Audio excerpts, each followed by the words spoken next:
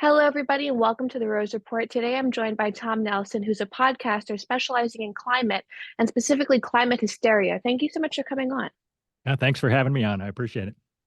So, I wanted to talk to you because I know that within my age group, there is a huge amount of anxiety over climate change. And some of it, when it comes to pollution, seems justified. There's an effort to keep the earth clean.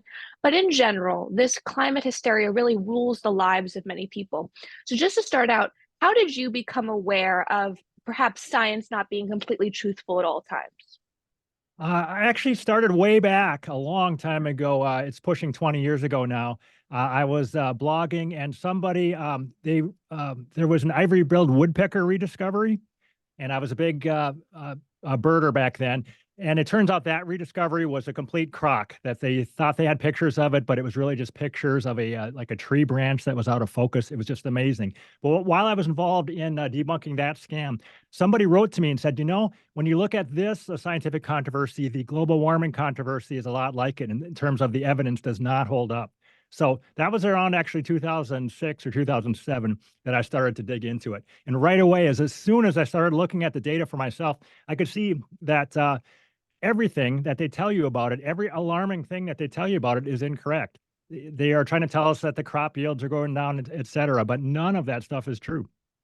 And what does that process of exploration look like? Do you look at the origins of climate change? Do you look at the data of the seasons changing? Because for a lot of people who want to become informed about it, they just don't know where to begin. Yeah, a lot of it, I just took it one piece at a time. Like one example is crop yields. They're trying to tell us that the weather is getting worse and crop yields are going to go down, et cetera. But you can easily just separately check that on your own. You can just use Google and look for graphs of crop yields. And you don't have to trust anybody. You can see what's happening. And year after year, those crop yields in country after country are going up. So there's zero evidence in the data that anything bad is happening with crop yields. And then you can just do this on every other rabbit hole. I feel like I've been down every rabbit hole, and every single one of them, if you independently check it, you find out that it's not alarming. And in terms of people who were in the scientific community, other people you knew, did you receive pushback when you sort of began this exploration journey? Were there people who went along with you? What was the feedback like?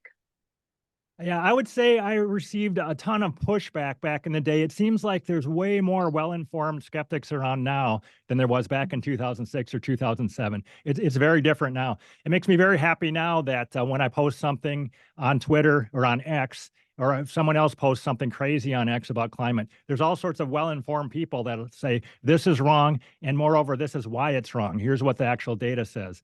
So, yeah, less pushback now, I would say, as a percentage, and way more support because so many people are becoming aware of that it is a scam and that there is no climate crisis. And in terms of climate hysteria, where did this come from? Because it seems like within the last 30 years, especially, it's exploded. It's now one of the main issues for young people whenever you poll them in voting issues. So where do you see its origins as?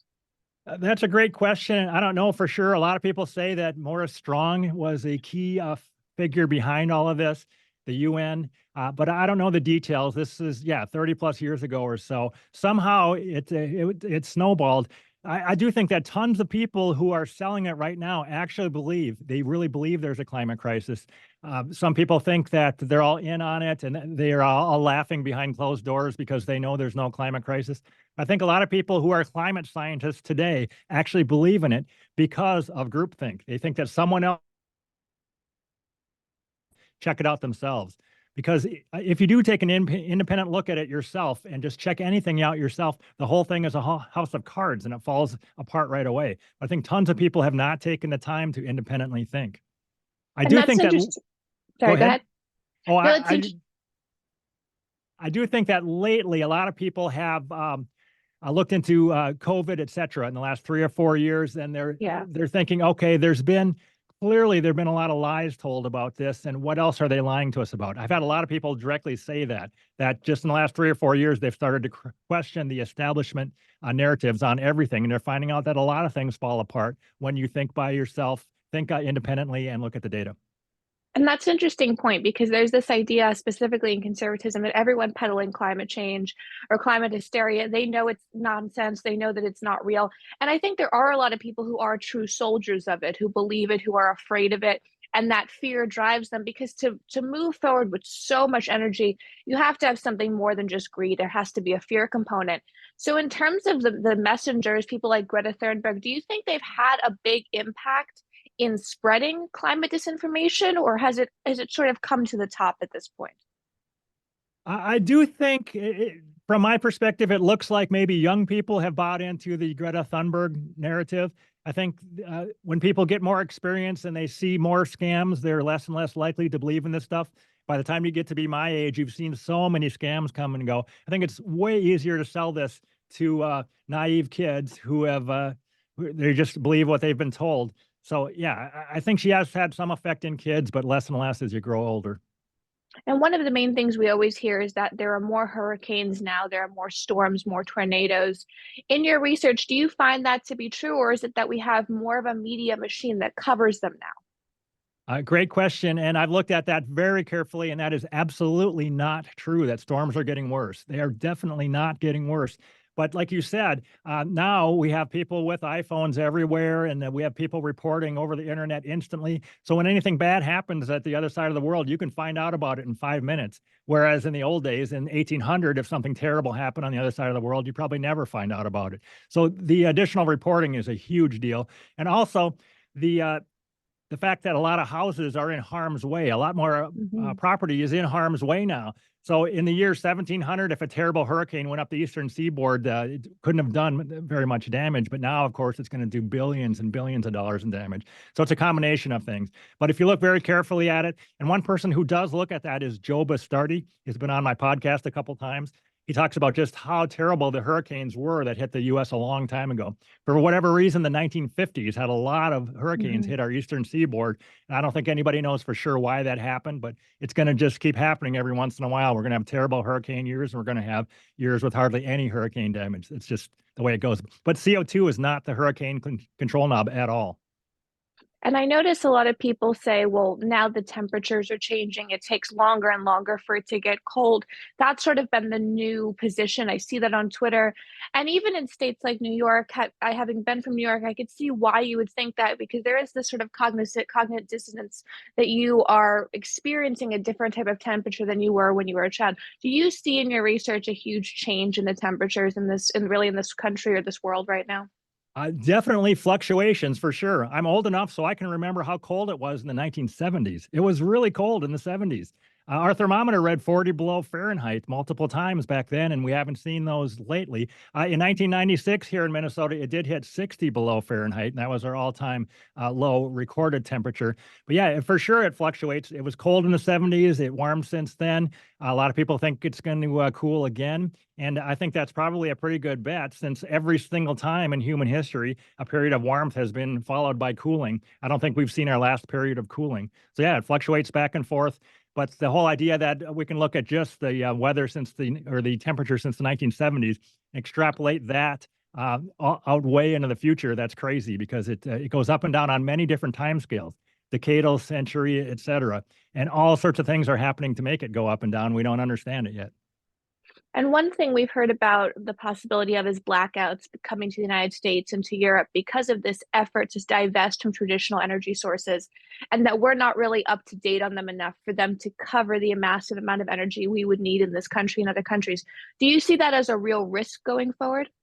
Yes, 100%. I see that as a huge risk. That's going to kill way more people than CO2 induced climate change will ever kill. In fact, CO2 induced climate change, I think, will kill zero people ever. But these the things we're doing to try to prevent it, that will kill people. The blackouts are dangerous, and we're trying to run our power system. Even in Minnesota, they're doing crazy things to try to get rid of reliable power, and that's super dangerous when we're going to be facing 20 below Fahrenheit temperatures. People can die. So it's completely crazy to try to make our world safer by fighting kind of a fake threat and causing real threats, and that is happening. And that's interesting because there is a focus, I think, within certain political parties of making this into a sort of giant battle that we all have to participate in and ignoring really relevant battles. So, how do you bridge that disinformation gap, specifically with young people, to say to them, you don't have to be terrified, you don't have to be scared to have children? What does that process look like? Because there are lots of people in government, and I think even in pop culture, who want to bridge that gap to decrease the fear aspect. Yeah, I think it's all about pointing out facts. And I had Tony Heller on my podcast. I asked him the same question, and he said, and I agree, that pointing out historical facts is very, very key. If people understand the history, they understand the bad weather that's happened in the past. I think that's a big deal because then they're not going to panic if there's a hurricane now. They're not going to think, oh no, this is the first time this has happened. If they realize that bad weather has happened all the time, and if you look at it in detail, it is absolutely not getting worse. So I think understanding the historical data, or putting things in perspective, understanding what's happened before, I think that may be the biggest key. I think there are some people that have bought into it so hard. Some Hmm. people who have put their whole career into it. I think no matter what, you can't just show them data from the past and they're going to say, okay, geez, I was wrong. I think they're kind of beyond hope. But I think most people are they're persuadable if you just talk to them and let them know what the truth is. And one of the things that people have mentioned is this idea that as we go forward, we need to adapt multiple systems in our country to combat climate change. So it starts with phasing out plastic bags, and you have all these small initiatives that, yes, decrease pollution. But in terms of what this country can do versus major polluters like China or India, do you think we can make enough of an impact here with all of these sort of eco policies to really change anything on the global scale for pollution until those countries do? No, I mean, there's various parts of this question. For one thing, CO2 is not pollution. CO2 at 420 parts per million, it's plant food, it's beneficial. I think the world would be a better place for life on Earth if we had 800 ppm CO2, way more CO2, because it's plant food. It's good for our lives. Um, but I think all of the things that everybody is doing, if we spend $50 trillion and we devote our lives to this, I think that will have no beneficial effect or no measurable effect on the climate anyway. The natural fluctuations are big enough that all of these efforts are completely in vain. And the idea that we're going to do all this stuff and look back in the year 2100 and say, wow, look at all the bad weather we prevented. That's not going to happen. No measurable effect. So the costs are incredibly real and the dangers of these changes are real, but the benefits are not even measurable in terms of climate and weather benefit. It's not a real thing. And when it comes to initiatives that would matter, like trying to stop local pollution, trying to make sure that you have a cleaner space, what can be done in America and local communities to try to improve the overall environmental health that would have at least an impact on improving people's lives, do you think? That's a great question, and I don't know the answer, but I would say fighting real pollution, fighting mercury, things like that. I'm all for that. There are real pollutants out there, but I think this fight against CO2 is taking a lot of so much effort and so much money, and then we're ignoring actual pollution. So I'm all for cleaning up things in the drinking water that are dangerous, but fighting CO2 is it's crazy. It's completely crazy to be doing this. So. Let's fight real pollution, not fake And pollution. And in terms of the business aspect and the money aspect of climate change, I think there's this idea that it's a completely wholesome thing. It's completely altruistic. Is there a lot of money in being someone who is a proponent of stopping climate change, either on the celebrity level or the government level? Is there a financial sort of gratitude or gift that comes along with that from the system? Yeah, that's a great question. There's all sorts of financial benefits. There's so many ways to cash in on this, and tons of people are doing that. Just if you're a scientist, and as many people have said, if you're a scientist researching butterflies, you can either submit your proposal and say, I want to research butterflies, and you may or may not get funded. But if you say, I want to research the effect of climate change on butterflies, Hmm. right now, you're going to get funded. So all sorts of people are admitting, I put climate change in there because that's the way to get funding. So that's just one example, but that's one tiny example in the big picture. There's people selling electric cars with the idea that if you buy this car, you're going to prevent bad weather. Complete baloney. People selling wind facilities and solar facilities. We're supposed to not worry about any costs or whether they actually work because we have to do this because it's going to prevent bad weather. So enormous amounts of money is changing hands based on this. People selling carbon credits. You can either buy them individually or companies buy them. And the whole idea is you give me $1 million and I'll do something that's going to prevent bad weather in 2050. And people say, okay, here's your $1 million. Completely crazy. But enormous amounts of money is changing hands. All sorts of people are using this to gain power. People are getting elected based on this idea. So it's kind of what Charlie Munger used to call a Lollapalooza effect. There's just so many ways to gain money and power using this fake thing that it's very hard to kill it off. But It has to die because the scientific truth is going to win out. And I think it is winning out even as we speak. And when it comes to education, there's a very big effort to put in environmental science into colleges, into high schools, even middle schools, and an effort to sort of, I think there's an indoctrination effort to say, this is how it is. We are in this constant climate change, climate hysteria battle. In your view, what is the core concept that young people need to understand to be able to evaluate all of this in sort of a suspicious way, or at least in a way that allows them to see the holes in the arguments? Yeah, I guess overall, of course, critical thinking. I think it's so important for people of every age to do some sanity checking and think for themselves. I think that is the core thing. Think for yourself and just don't just listen to the TV and assume that that's the truth. It's kind of interesting. Even in my case, I was an adult. I was whatever. I was 50 or 45 anyway. Still believing in this. Basically, that I kind of believed what the TV told me on many things. So it took me a long time to figure out that if you think for yourself, you'll find out that what they're telling you is a crock much of the time. So I would like kids to figure this out earlier than I did. That it's extremely important. I don't know if you're seeing people yourself in your own life that are younger folks that are doing other than yourself, that are thinking for themselves, but incredibly important. I think more of that is happening in the last 4 years.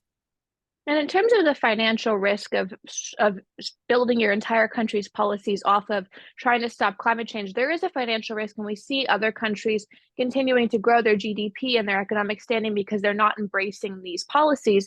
What is the economic risk for America for situating our entire policy platform based on stopping climate change? Yeah, the risks are huge. And I think Germany is one example that they've gone Mhm. completely crazy with this stuff and their manufacturing is leaving. And they had this whole idea they might have to be burning wood because they wouldn't have any other way to heat their house. I think that was last winter or the winter before. There, there's just huge risks in trying to power your economy in a crazy way. It's incredibly important that people have reliable, affordable energy. It's kind of the basis of our economy. So yeah, there's hardly anything more important. And if you're trying to attack a country and try to make them go Right. downhill, you would attack their energy supply. It's sort of a thing you would do in wartime. So yeah, it's incredibly important that we have sane energy policy, make sure that we have reliable, affordable energy. And wind and solar power is not it. If we were to actually do that in the US, millions of people would die. If we tried to live in the US and have everybody's house heated and have all of our energy come in through wind and solar power, enormous amounts of people would die. The only reason it's not happening is there's enough sanity is that we're still keeping the reliable power systems up to some extent. But if we do what the Gretas want us to do, it's a very bad outcome. And in terms of a policy or an initiative, because there are lots of conservatives and I think libertarians who want to speak to young people on climate issues, they want to lead with something that they can have a sort of a cohesive agreement on. What is the policy initiative or the proposal to support America's overall environmental health that they could push? Is there some type of pollution that's happening here that's rampant, or something that could be corrected with government oversight? I do not know the answer to that. I mean, I hear people talking about let's attack plastic pollution because that'll get rid of the Great Pacific Garbage Patch. But I think that's a complete crock. I think there is no Great Pacific Garbage Patch. So I don't know if you have any ideas of what the worst real environmental problem is. I don't know what it is. I mean, the air is way cleaner now than it was in the 1970s. Way cleaner, and the rivers are cleaner, and we have way more forested area now, way more than we did, I believe, 100 years ago in the US. We had way less forested area. So as the US has gotten richer, I think our environment is pretty clean. And I can't think of anything that any terrible problem we need to solve right now. Maybe you can, but I can't think of one. And that's an interesting point because I have always heard in school how much dirtier everything is now versus Nope. then, whether it's rivers or air quality or anything. So that really is one of the big lies that has to be dismantled because I was always under the impression that our air is much worse than it was in the 70s or the 60s. So in dismantling that lie, what kind of sources or data should people be looking for to figure that out? Yeah, there are sources online. I don't know the names of them off the top of my head, but you can look at the parts per million of various real pollutants in the 1970s versus now in cities. Those are available online. And you can see objectively that if you measure how much pollutants, how many of those are in the air now versus the 70s, it's way cleaner now. Yeah. So the whole idea that we need to make it 10 times cleaner, I don't think that would not cause any health benefit because they're pretty much very low already. Yeah. And just sort of in closing, what is your advice for adults who might have children or who are teachers who want to try to lessen the overall climate hysteria that the young people in their lives are facing? Because they know that it is detrimental, they know that it's a very heavy weight for them to carry. What can they do to begin to sort of break down that hysteria? Again, I think they should tell the kids what the truth is, and they can't just blindly believe if their teacher is trying to push this stuff on them at school. I think the parents need to push back. I mean, this happened a little bit even here in my local high school. They're going to have a climate cultist come in here and push it. And I went in and said I would like equal time and show them my side of the argument. It turns out that they didn't have either of us speak, which is fine. But I don't think it's terrible to let just one side come in and scare your kids, and kids are not able to sleep because they're worried about this fake problem. Right. I think that's absolutely evil to scare kids about this for political purposes or whatever. I think the kids should not worry about this whatsoever because the weather when they're an adult is not going to be any worse than it is now. It's going to be indistinguishable, I think. It's going to be And bad sometimes and not. Yeah. that's a really good point because there is a lot of fear around the future for my generation and for how we're going to cope long term. Do you see a big change happening? Do you see more skepticism originating? Like I said, I for sure do among adults. I don't know what's happening among 12-year-olds if they are buying into it more or less than they were 10 years ago. I don't have any way to measure that. But among adults, I'm very encouraged by the skepticism I'm seeing, and I'm hoping that that's kind of dripping down, or they are talking to younger folks. As I go around in my real life, almost nobody ever brings it up in a way. Hmm. It's brought up in a mocking way that, oh, I wish it was we had some global warming because it's so cold, that type of thing. I don't know what percent of people believe in it enough to change their lifestyle. I mean, kids say they're not going to have kids because of this, but the adults I see are just living a lifestyle just like mine. Even the believers, they're burning fossil fuel, and they're not willing. Uh, there's been polls that say that people are not willing to spend even like $2 a month on Right. this if they ask them specifically. So I think they're giving it a lot of lip service, but people are not really buying into it, which encourages me. And that's important because at the end of the day, it comes down to what is the financial commitment people will make going forward to try to fix this. And it's fine to march and everything, but will you put your money in it? Thank you so much for coming on to share your perspective. Where can people follow you on social media to keep up with your work? Yeah, I'm at, you can just go to X. I'm at Tom A. Nelson on X. And from there, you can get to my Substack and get to my podcast. I also do the Tom Nelson podcast on YouTube and elsewhere. Perfect. And we'll link all that below. Thank you so much for coming on the Rose Report. All right. Thank you very much. I appreciate it. We'll talk to you next time.